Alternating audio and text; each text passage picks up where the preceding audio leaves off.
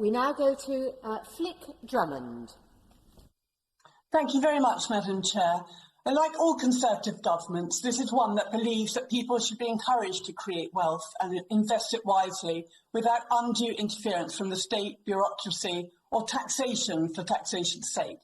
The fundamentals of our economy were strong nationally and in the Meath Valley as we headed into the coronavirus pandemic. And I'm confident enough we're well set to emerge from it and carry on good growth. Although it's not the topic of this particular segment, I must welcome the announcement of the budget of the Solent Freeport, which will bring jobs and investment to the whole region, which includes my constituency. I want to speak to clauses 5 and 28.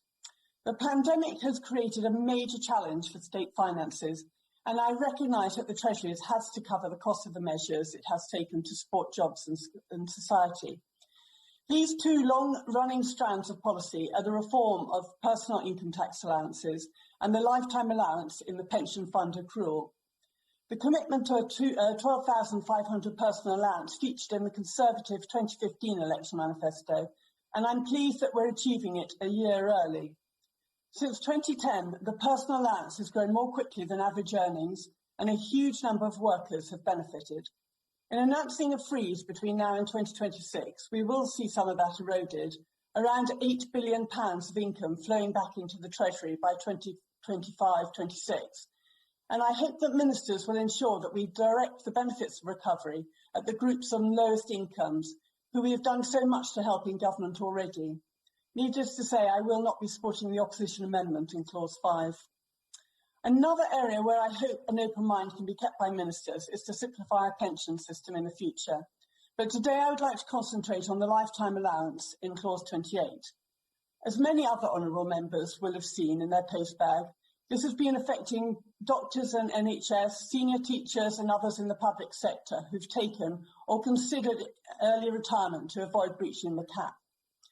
As well as creating a situation where the Treasury does not see some of its forecast tax take coming in, it means that in some cases people have gone back to work as contractors or locums, sometimes filling gaps which have been created by this policy on pensions.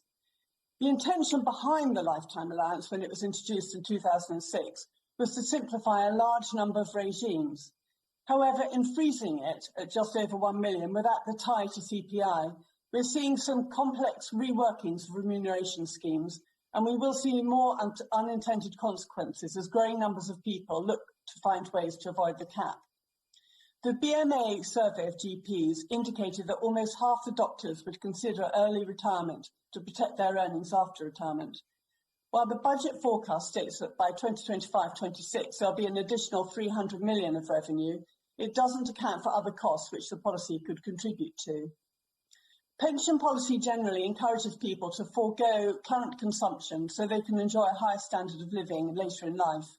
However, the trade-off here is different, and we risk the public services having to cope without staff or pay for them because they're contractors or locums if we carry on eroding the value of the lifetime allowance.